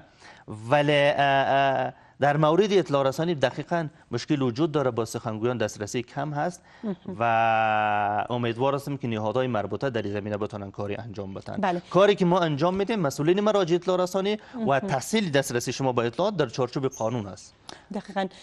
جیهون صاحب، ما قانون دسترسی به اطلاعات میدانیم، ما میدانیم که کدام اطلاع با کدام اداره محرم است و کدام اطلاعات ما میتونیم در کدام موقع از ادارات اخذ کنیم. حالا یگانه مشکل را که ما داریم این است که اکثرا سخنگویان ادارات دولتی تبعیضی برخورد میکنن، محبوبیت رسانه را مد نظر میگیرن، کارمند رسانه را مد نظر میگیرن. شکایت بر شما در این مورد هم رسیده؟ ما چندین بار خواستیم، به شکل شفاهی دوستای رسانه‌ای ما مطرح کردن و کمیسیون برشان ابلاغ کرد که شما نمیشه شفاهی تمام موارد بررسی بکنیم، اکثرا برخوردهای شفاهی باشه اون مقطعی است، موردی است و نتایج ملموسی نخواهد داشت. ما خواستیم به شکل مجموعی شما بیارین پیشنهاداتونه، شکایتتونه به کمیسیون درج بکنین. ما آماده هستیم با شورای امنیت که عالی‌ترین مرجعی که بتونه با این مسئله رسیدگی بکنه. متاسفانه من شاهدی از این نبودم که کدام سند رسمی از آدرس رسانه‌ها و خبرنگاران به کمیسیون رسیده باشه که ما با او شکایت رسیدگی بکنیم. اما من این نکته میخوام اشاره بکنم که به این مفهوم هم نیست که ما قانون دسترسی به اطلاعات داریم و مسئول مرجع اطلاع رسانی داریم و این سخنگویان ادارات دولتی در سیف سایت در جای مسئولی باید برن به دنبال معاشهای بلند و یا هم و از امکانات دولت افغانستان استفاده بکنن، ولی اون ماموریت اصلیشون که اطلاع رسانی است او را انجام نمیده. در اون زمینه هم دادخواهی کردیم، با مرکز رسانه‌های حکومت ما جلسه داشتیم و کمیته مسئولیت خبرنگاران چندین جلسه مشترک با خبرنگاران و سخنگویان سکتور امنیتی و سکتور اقتصادی فکر کنم برگزار کردیم تا اینکه این مشکل حل شود، میانجیگری بکنیم. در اونجا بحث های مطرح شد، ولی در محیط عملی ما حالا مشکل جدی داریم که سخنگویان سکتور امنیتی بخصوص وزارت داخله و دفاع دسترسیشون، خبرنگارا و رسانه ها با اونا دسترسی کم دارن و پیشنهاد ما است که تا زمانی که کار مشترک ما و شما آغاز نکنیم، در برابر این مقاومت ها ایستادگی، صبر، حوصله و شکیبایی نداشته باشیم و کار مشترک نکنیم، مطمئنا که ما این مشکل یک دلیل دیگر هم باز پیش میکنند که تعداد رسانه ها زیاد است، چندین رادیو، چندین تلویزیون. قانون دسترسی به اطلاعات آمده سهولت در اونجا اشاره کردن. اینجا این توجیه نمیتونه که زیاد استدلال قوی باشه. یک لک رسانه هم در افغانستان کار بکنه. امروز شما ابزارهای ارتباطی را دارید، کافی است با یک پیام 5 دقیقه‌ای شما میتونید از طریق گروه های واتساپ، از طریق توییتر، یوتیوب یا وسایل کانال هایتان از مهمترین رویدادی که در وزارت دفاع و داخله اتفاق میفته او را نشر بکنید. نیاز نیست کسی شما را زنگ بزنه، نیاز نیست که به وزارت داخله خبرنگار برای مراجعه بکنه، فقط کافی است یک کلیپ کوتاه را بگیرید نشر بکنید. قانون با اون اشاره کرده. بله چنین سوال آخری همی که این شکایت ها از چندین ماه ها، چندین سال به شما بارها رسید، از هر وزارت حتی مشخص شده، رسانه مشخص شده، خاص کرده، فرد مشخص شده که این فرد نمیخواد، حتی برخورد نادرست میکنه، الفاظ نادرست استفاده میکنه. درست که شما صلاحیت اجرایی ندارین، اما حداقل تا که خواهد شنیدین فقط شکایت ها را و حداقل مرجع آدرس باشه، یک سیستم باشه که همین شکایت هایی که به شما میره شما بتونه حداقل تصمیم گیرنده باشین. خب ببینید در مورد شکایت هایی که به ما رسیده، شکایت ها را بررسی کردیم. البته تقاضای اطلاعات به شکل کتبی صورت گرفته، بعدش ارائه نشده، آمدن شکایت کردن. ما با 150 مورد شکایت، اگر شما برای آمار در وبسایت کمیسیون ببینید، همش خبرنگارا و رسانه ها بودن. با 150 مورد شکایت ما رسیدگی کردیم به استثنای یکی دو سه اداره که حالا مشکل جدی وجود داره. بازم پیشنهاد ما است که کار مشترک ایجاب میکنه که رسانه ها با ما همکاری بکنن تا اینکه ما بتونیم کاری اساسی و بنیادی را با یا انجام بدیم. و مشکل سخنگویان ما پیشنهاد می است که با مرکز رسانه‌های حکومت که بیشتر ارتباط کاری با او میگیره از اون طریق حل شود. ولی کمیسیون هم دادخواهی خودش در سطح وزارتخانه ها داشته است. ما نشستایی که با رهبری وزارتخانه ها داشتیم، ایره گفتیم در کنار از اینکه مسئول مرجع اطلاع رسانی است، سخنگویان باید فعال باشن و به شکل دوامدار اطلاعات در اختیار رسانه قرار بدن و مطمئنا که این مشکل ممکن که در کوتاه مدت حل نشه. ولی شما باور داشته باشین که این مقاومت هایی که در برابر دسترسی به اطلاعات و آزادی بیان صورت میگیره مانند همون ظرف شیشه است که 10 بار به زمین میافته خرد نمیشه، ولی فرصتش فراهم میشه که با کوچکترین ضربه به پودر تبدیل میشه. مطمئن باشین که در این دو تا وزارت هم تا چی وقت در برابر آزادی بیان مقاومت میکنه.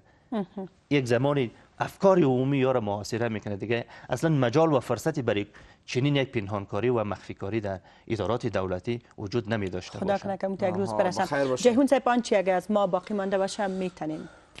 ما بازم پیشنهادم برای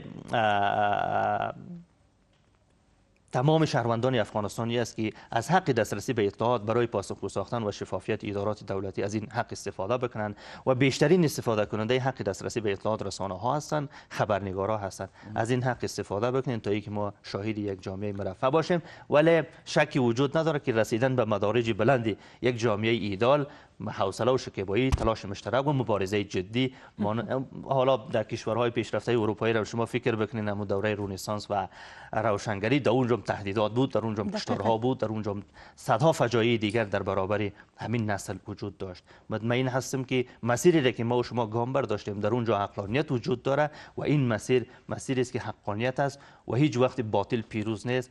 مسیر آزادی بیان موفق و کامگار می باشه. فقط کوتاه بگم که همو یک شعر اسم یک کفر گرز کعبه خیزد کجا آمد مسلمانی مقصد. آقای لطیف محمود رئیس رسانه حکومت پیدا کردن نتونستیم، من ماها هفته ها همکارای ما تماس میگیره، او اگر پیدا نتونیم دیگه سخنگوی خو مشکل خود باشه، باید اونا پیدا شن. مشکلی موضوع رو به شما گفتم، لایف شکایت کردیم که آقای لطیف محمود پیدا کردن نمیتونیم دیگه. باز چی موضوع سخنگوی ما باید به اونا شکایت بکنیم که آقای محمود سخنگوی حاضر نشد، سخنگوی بر ما حاضر بکنن، اونها با تماسهای مکرر. ما روی یک مقرره مشترک اگر فرصت باشه کوتاه اشاره بکنم با نی روی یک مقرره کار جریان داره تا اینکه بتونیم بحث مصاحبه را حداقل در قالب یک سند تقنینی را درست بکنیم که در چارچوبی از اون سخنگویان حکومتی بتونن اطلاع رسانی دقیق بکنن و شکی وجود نداره، محدودیت وجود داره.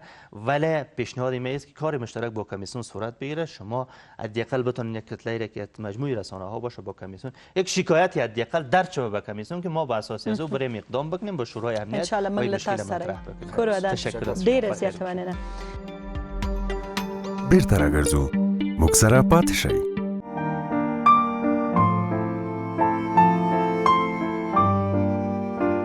ښه راغلاست، سهار مو په خیر درنو لیدونکو. چهارشنبې ورځ د خبریال ورځ ده او په دې برخه کې اغلې وحیده فیضي د سکایپ پر لیک له موږ سره په سټوډیو کې ده او د خبریالانو د خوندیتوب په اړه باندې، د دوی د مسؤلیت په اړه باندې، د دوی د امنیت په اړه باندې او هغه اندېښنې چې په دې برخه دي بالخصوص ښځینه خبریالانو یا د رسنیو کارکوونکو په دې اړه ورسره خبرې کوو. اغلې فیضي ستړې مه شئ، سهار مو په خیر. فیضي صاحب ستړي مه شئ، سهار دې په خیر. بسیار زیاد تشکر. سلام خدمت شما و همه بیننده به تمام همسنگرا و همقطرهای عزیزم تبریک بگویم. علیکم سلام، ډیره زیاته مننه اغلې فیضي، دغه ورځ دې تا ته هم مبارک وي. بسیار زیاد تشکر. ډیره زیاته مننه. فیضي صاحب د خبریالانو په خوندیتوب باندې خبرې اترې کوو. وروستۍ آمار او ارقام له تاسو سره څه دي؟ دغه وضعیت څنګه دی؟ څومره موږ خوندي یاستو؟ متاسفانه شما هم در جریان هستین. هفته قبل ما گزارش را به نشر رساندیم که بیانگر این بود که 300 خبرنگار و کارمند رسانه زن وظایفشان را ترک کردند. ما علتش بر دو بخش میتونیم که حساب کنیم. یکی که وضعیت مالی و اقتصادی رسانه ها در جریان ویروس کرونا فوق العاده خراب شد.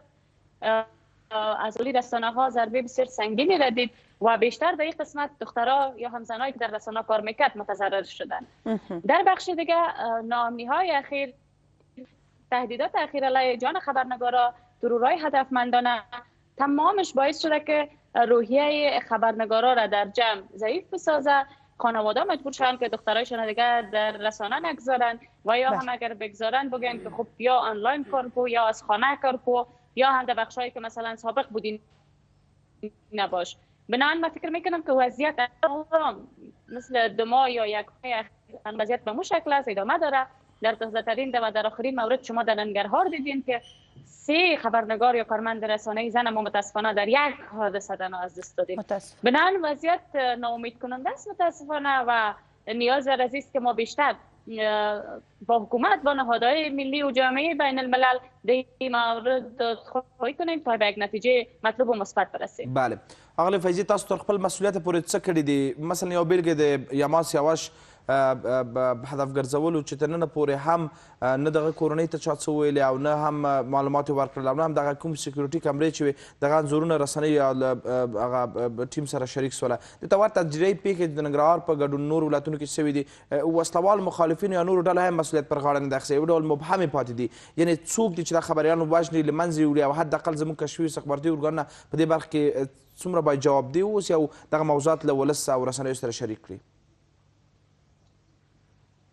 ما فکر میکنیم هر آن کسی که دشمن آزادی بیان، آزادی رسانه ها، حضور زنها در رسانه است، بدون شک او مخالفین است. حالا ما نمیگیم که کدام گروه یا ادعا ببندیم که از طرف کدام گروه ما کشته میشیم، اما در این قسمت وظیفه و مسئولیت حکومت است که تحقیق کنه و بر ما و شما دشمنای ما را معرفی بکنه. متاسفانه وضعیت کسی است که هر آن کسی که میای یک خبرنگار میکشه یا هم تهدید میکنه، بعد حکومت فقط میگه که عاملش دستگیر شد.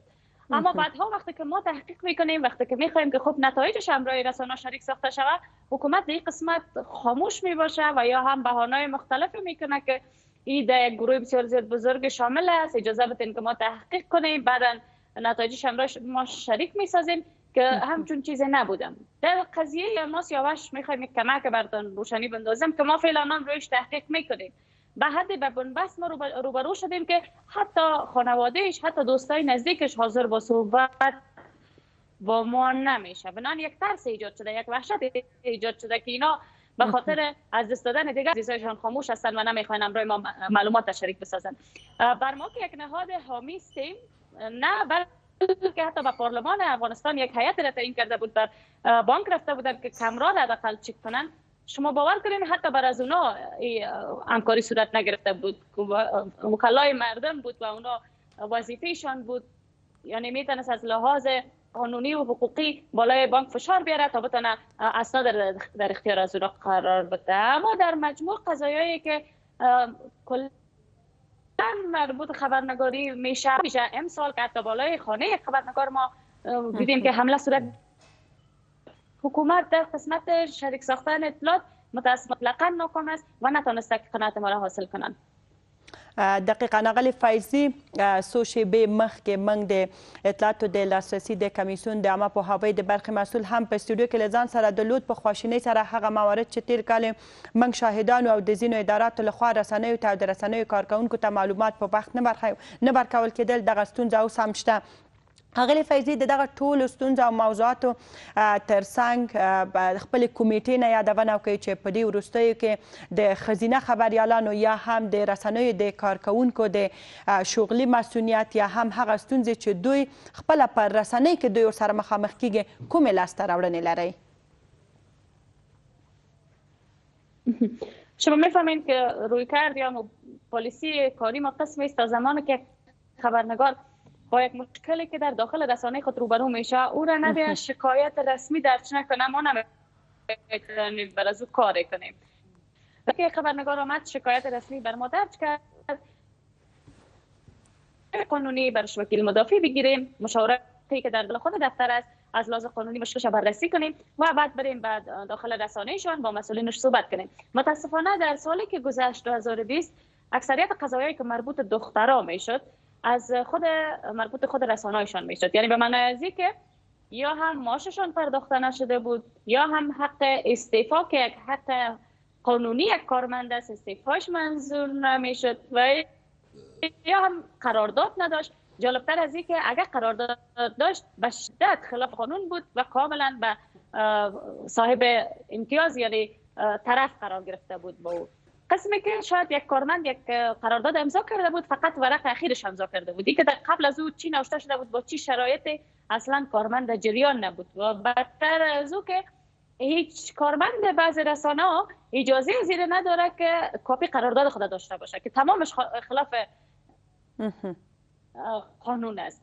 بنابراین مشکلاتی که بر ما راجع شده بود، ما حداقل تا 95% ما به مشکلاتشان رسیدگی کردیم. بعضی رسانه‌ها بودن که گروهی کارمندای خودشون جواب داده بود، مثلا 5 نفر 6 نفر 10 نفر اونا آمده بودن شکایت درج کرده بودن که ما هم تونستیم مشکلش حل کنیم، برش وکیل مدافع بگیریم. اما خوب شد که بین خود حل شد، یعنی رسانه هم قناعت کرد و طرف مقابل هم قناعت کرد.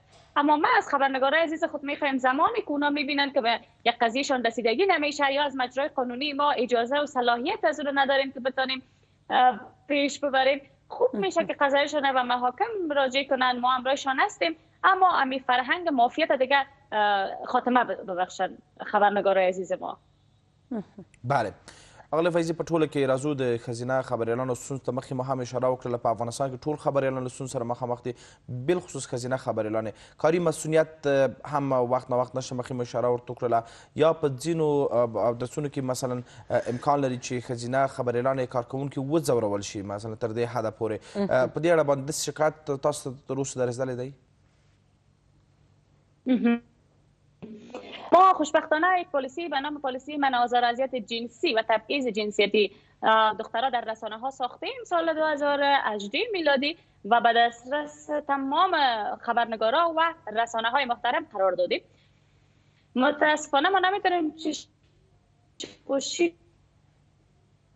بگوییم که در رسانه به عنوان یک چیزی که چشمگیر یک خبرنگار شود و یا هم بر کسایی که مرتکب آزار اذیت جنسی میشه.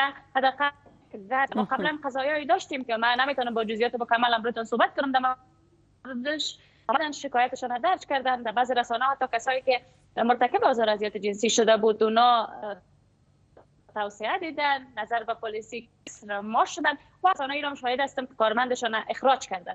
بنابراین این پلیسی حداقل تونسته یک ترسی باشه بر کسایی که مرتکبین آزار اذیت جنسی در رسانه میشه و متاسفانه مطمئن هستم که اکثریت خبرنگارای ما یا خانواده خبرنگارای ما وقتی که همچون گزارش‌هایی را میخوانن، وقتی که میبینن که در رسانه ها آزار اذیت وجود داره که در همه جا وجود داره، رسانه جایی از آدمایی که در او کار میکنه زودتر مسئلهش در بیرون درز میشه. شما دیدین قبلا حتی در مکاتب، در پانتونا، در هر جایی که دختر کار میکنه یا زنا کار میکنه متاسفانه با آزار اذیت جنسی روبرو میشن. به همین دلیل است که از زود بیرون درز میکنه و خانواده دلهوره پیدا میکنه. شاید یگانه دلیلی که یک در کنار دلایل دیگه، یک دلیلی که خانواده برشان در رسانه بگذارن کار کنن، یکی از دلایل می باشه. بله خانم فیضی، گرچه صدایتان هم درست‌تر نداریم، فقط خیلی کوتاه ما می‌خوایم به این موضوع اشاره داشته باشین. اخیراً یک خبر را از ولایت ننگرهار داشتیم که گویا یکی از رسانه‌های خصوصی گفته باشه که بعد از این کارمند طبقه و ناس جذب نمی‌کنه. چقدر در این مورد اطلاع دارین و اگر این موضوع دقیق است، کاری که از طرف نهاد شما صورت گرفته چیست؟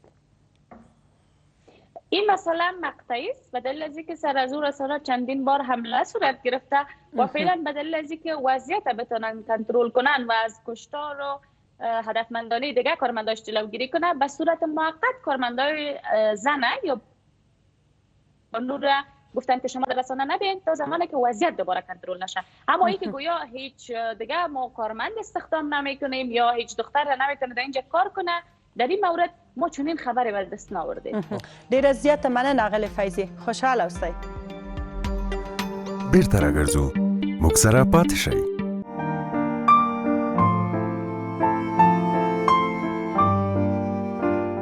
ډیر زیات مننه چې تر دې دمه له موږ سره یاستئ. خدای دې وکړي وخت مو په خیر او خوشحالۍ سره تېره شوې اوسې.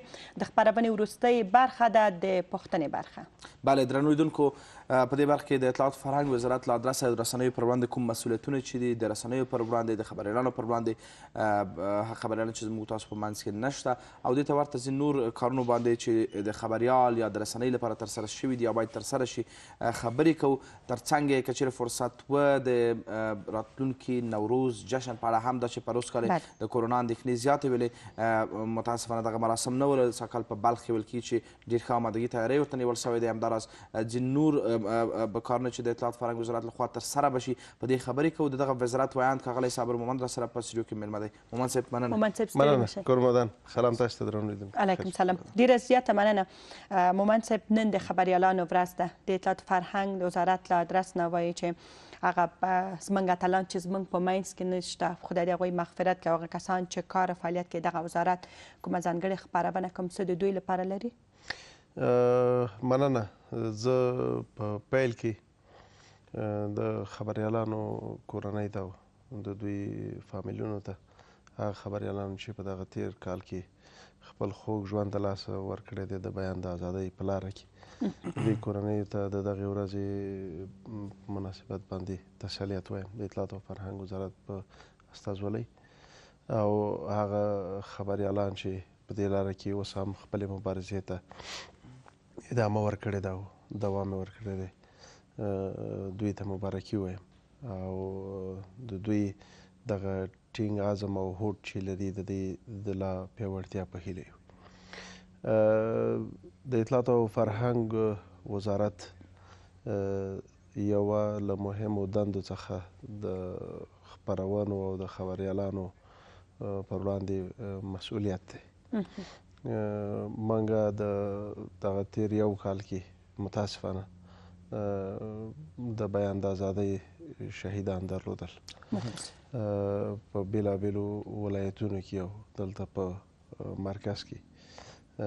متاسفانه د افغانستان دښمنان هغه لاسته راوړنې چې د افغانستان حکومت په بېلابېلو برخو کې لري هغې ته سترګې نشي غړولی او د افغانستان خلک لري د بیان ازادي د دیموکراسۍ له مهمو اصولو څخه ده. او دغه ازادي د همدغه خبریالانو او د بیان د ازادۍ د همدغه قربانیانو او دغه وینې تویېدو په نتیجه کې او د دوی د مبارزې په نتیجه کې لاسته راغلې ده. نو د افغانستان دښمنانو هڅه همدا ده چې د دغې لارې هغه مبارزین چې ولو که یو خواته هم د هغوی هغه څه چې دښمن ویني او د ضرر وي او یا کوم بله مسله هغه نه ده رسېدلې، یوازې دوی د ازادۍ او د بیان د خپلواکۍ دپاره کار کړی دی. خو بدبختانه د افغانستان دښمنان حتی هغه د وینا خپلواکي هم دلته نشي زغملی. نو موږ په تېر کال کې شهیدان درلودل.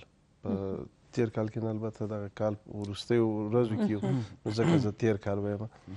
نو دغه 1499 کال کې چې په وروستیو ورځو کې یو، موږ د بیان د ازادۍ په لاره کې شهیدان درلودل.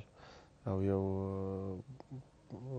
داسې کال و چې زموږ هیله دا ده چې دا بیا بیرته د افغانستان په تاریخ کې انشاءالله. دقیقا مومند صاحب، تېر کال یوه موضوع نه یادونه شوې وه چې د بیان د ازادۍ منار جوړیږي.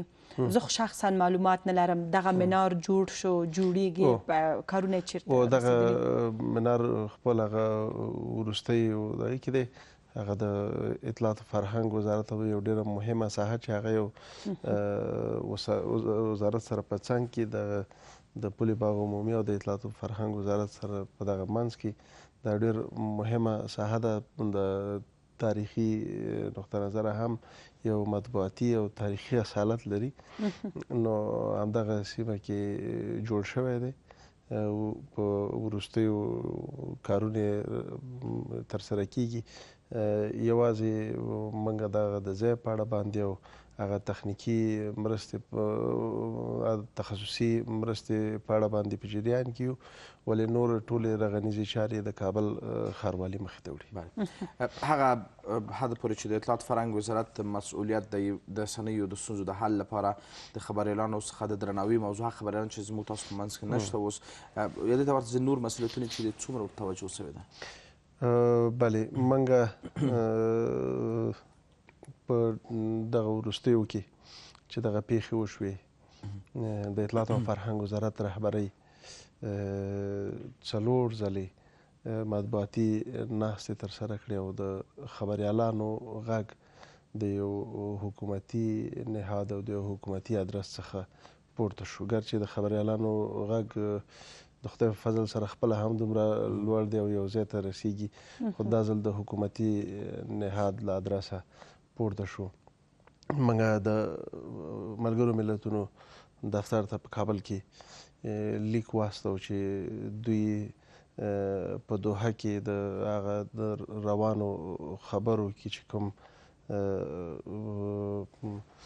مسایل دي، هغې کې د خبریالانو دغه وروستیو ستونزو او وژنو ته پاملرنه وکړي. همدارنګه په افغانستان کې د اروپایي اتحادیې دفتر ته مو لیک واستوه چې دوی هم په هغه مقابل جانب باندې فشار راوړي تر څو دغه د بیان ازادي د نورو مسایلو سره ګډه نه کړي او دې ته پاملرنه وشي.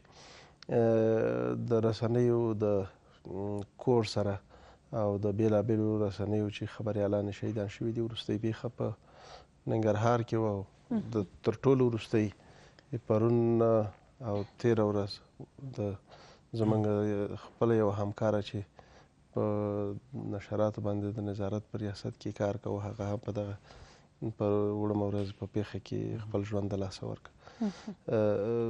د اطلاعات او فرهنګ وزارت هغه څه چې په کار دي یادونې باید ونه شي، هغه خپل مسؤلیت یې ترسره کړی دی. دې دپاره چې نورې امنیتي ستونزې رامنځته نه شي او یا خبریالانو ته ګواښ موجود وي، د هغې دپاره هم په جزیاتو باندې نه غږېږم، تدابیر نیول شوي وو، نیول شوي دي، هم په ولایاتو کې او هم دلته په مرکز کې او هغه امن سیمو ته د هغوی انتقال او خوندي ځایونو کې د هغوی ساتنه شوې ده. بله مهم موضوع دا چې د اطلاعات او فرهنګ وزارت د امنیتي ارګانونو سره د همغږۍ یوه مرکز رامنځته کړی دی او همدارنګه ټولو هغو خبریالانو ته او د رسنیو د برخو فعالانو ته چې رسانهوال دي دوی ته ځینې ځانګړې شمېرې په واک کې ورکول شوي دي. څلېرویشت ساعته دوی کولی شي چې کومه مسله یا موضوع یا خطر رامنځته کېږي د دغو شمېرو سره په اړیکه کې شي. ولې په مجموع کې ستانکزي صاحب زموږ او ستاسې د بدبختانه د ځینې حالات داسې دي چې یوازې د رسنیو قشر نه بلکې ټول د افغانستان ټول وګړي اوس د دښمن له خوا نه چې دوی په هر ځای کې وسه وشي هغه خپل شوم عمل ترسره کوي او دا هغه وروستی او د ضعف نقطه ده. دقیقا مومند صاحب ولس بیا یوه نیوکه لري. ولس وایي چې داسې نه چې کار او فعالیت په دغه برخه کې یا په نورو برخو کې نه ترسره کیږي. طبیعي ده چې کار او فعالیت ترسره کیږي، کارونه هم کیږي، خو څه چې مثبت دغه مثبت پایلې دي چې موږ شاهدان نه یاستو. باید بنسټیز او بنیادي کارونه په دغه برخه کې ترسره شي. د اطلاعات او فرهنګ وزارت په دغه برخه کې په تیرو کلونو کې باید کوم کار ترسره کړی وای چې تر دې دمه نه ده ترسره کړی؟ ښه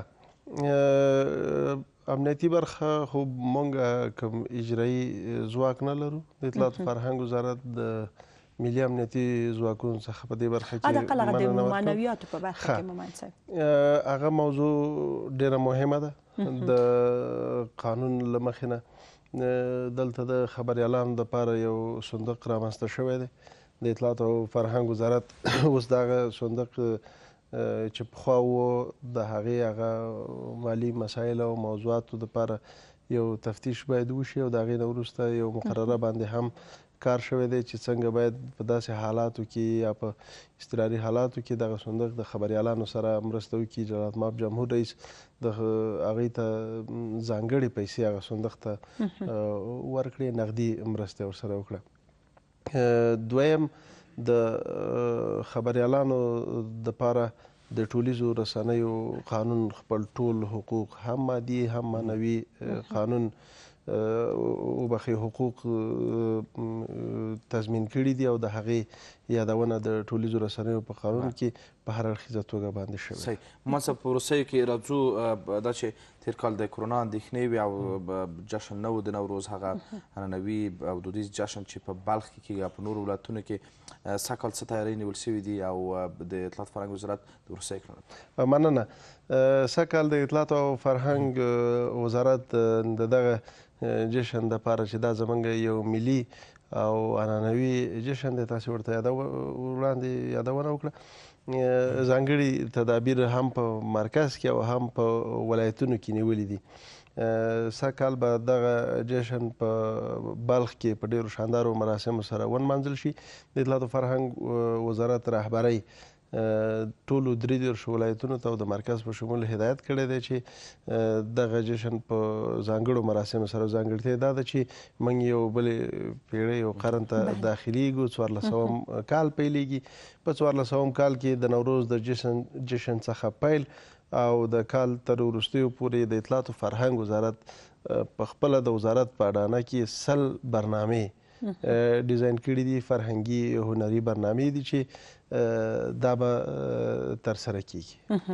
مومند صاحب امنیتي بنسټونه څومره تاسو سره په دغه برخه کې همغږي لري او تر څنګ د امنیتي روغتیا وزارت سره څومره همغږي یاستئ؟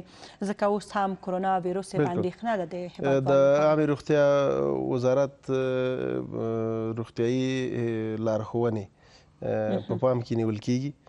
هغوی سره همغږي شته. ملي امنیتي ځواکونه دې ته چمتو دي چې دغه جشن په ټولو ولایتونو کې په هغه ځایونو کې چې نمانځل کیږي د دې امنیتي تدابیر ورته نیول شوي دي او زه خپلو هیوادوالو ته د اطلاعات فرهنګ وزارت له ادرسه دا ډاډ ورکوم چې ټول هغه میله ځایونه چې دوی ورته ځي ملي امنیتي ځواکونه د هغو سیمو په اړه باندې ډاډ ورکوي او دوی کولی شي چې هلته خپلې میلې او هغه تفریح ترسره کړي. ولې یوه غوښتنه له هیوادوالو څخه دا هم کوو چې دوی باید هغه ټول فرهنګي مسایل چې میله ځایونو ته ځي دا باید او تفریح ځایونو ته ځي دا باید په نظر کې ونیسي. مننه مومند صاحب. مومند صاحب کور ودان. مننه. خیر شي. بیرته راګرځو موږ سره پاتې شئ.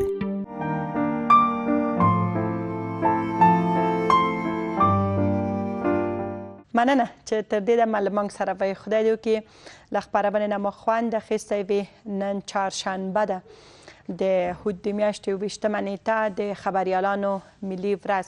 یو ځل بیا هم خپلو ټولو همکارانو ته د رسنیو هغو کارکوونکو ته چې په دغه سختو شرایطو کې کار او فعالیت ترسره کوي مبارکي وایم د داسې ورځې په هیله چې نه یوازې د خبریالانو په وړاندې د افغانستان د افغانانو د هر یوې وګړي په وړاندې موږ د تاوتریخوالي د بریدونو د هدفي وژنو شاهدان پاتې نشو. بله، اوسنۍ خپرونه په همدې ځای پای ته رسو. په دې هیله چې ښه ورځ ولرئ.